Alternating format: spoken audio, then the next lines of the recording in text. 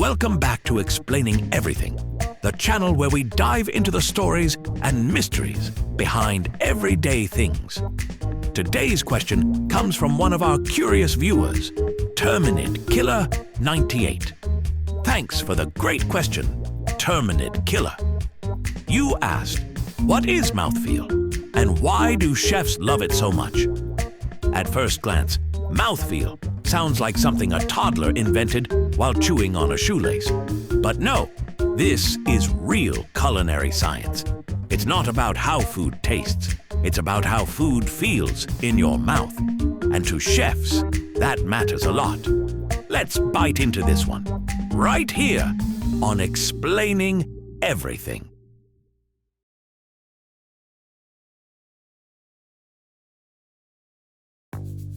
Okay, so you might be thinking, wait, isn't that just texture? Sort of, but not quite. Texture is part of mouthfeel, yes.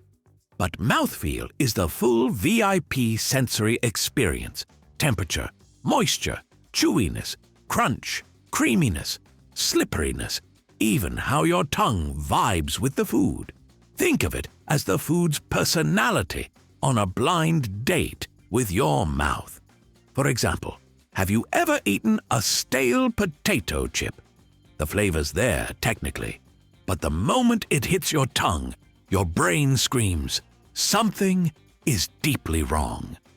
That's because it's lost its signature crunchy mouthfeel. It's like biting into regret. Or imagine biting into a hot fudge sundae, and the fudge is cold and grainy. The betrayal. Your mouth wanted warm, silky lava. What it got was fridge disappointment. Mouthfeel is what makes creamy things comforting, crunchy things satisfying, and slimy things, well, questionable. Here's where things get wild. Your brain doesn't just use taste to decide if food is good. It uses mouthfeel to judge freshness, quality, and even safety. Let's play a game. I hand you a glass of milk. It tastes fine, but it feels chunky. Still gonna drink it? Didn't think so. That's mouthfeel saving your life. Humans evolved to associate certain textures with danger. Slippery fish? Could be spoiled. Mushy fruit? Might be fermenting. Lumpy milk? Call a doctor. It's not just a snobby preference. Mouthfeel is your brain's early warning system. But on the flip side, pleasant mouthfeels can intensify flavor. That's why silky mashed potatoes feel so luxurious. Or why peanut butter gets stuck to the roof of your mouth in a way that makes you say, struggle. Chefs are obsessed with mouthfeel because it can make or break a dish.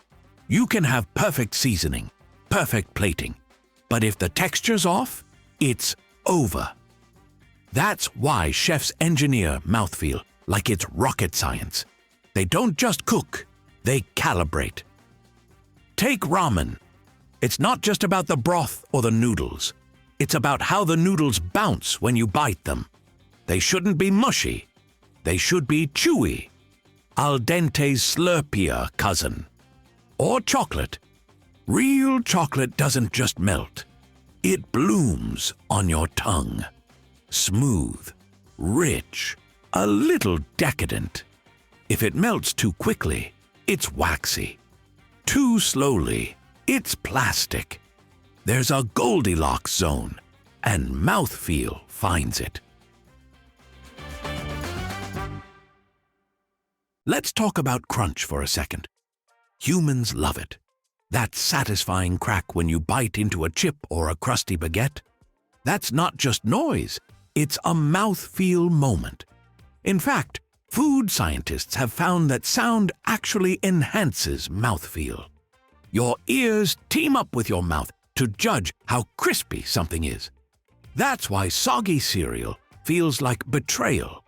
It's gone quiet. And yes, companies test this stuff. There are entire rooms where people just crunch snacks into microphones like ASMR detectives.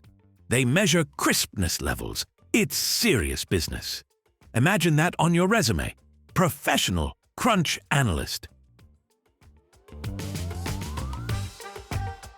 Now, not every mouthfeel is beloved. In fact, there are controversial textures that start kitchen debates. Let's address the elephant in the gelatin. Slimy food. Okra. Raw oysters. Natto. These are mouthfeel chaos gremlins. Some people live for the gooey glide. Others react like they just kissed a jellyfish. It's divisive. You either vibe with it or you're Googling palate cleansers mid-meal. But guess what? Chefs know that too. They might balance slime with crunch or pair gooey with spicy. They're playing textural jazz. Mouthfeel isn't just one note. It's the whole dang orchestra.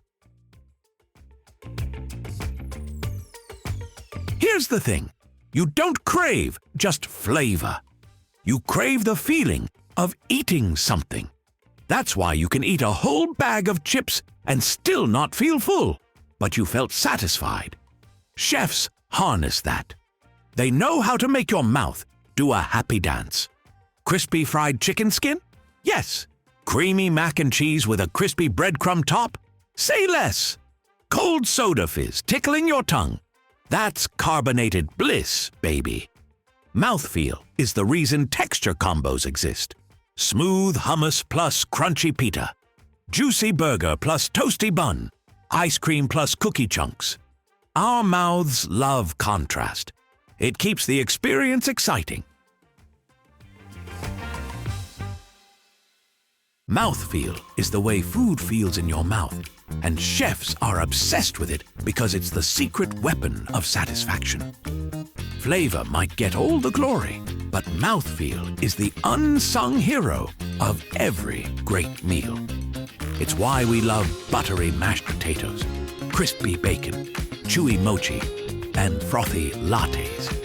It's the oomph, the oh yes, this hits of eating.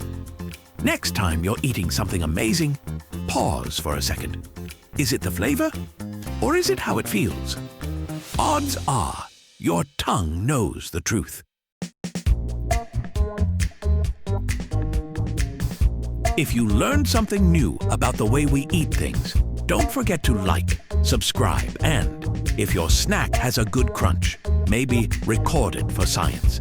And hey, if you have suggestions for our next video, feel free to share them in the comments below. We'll be sure to give you an acknowledgement for your contribution.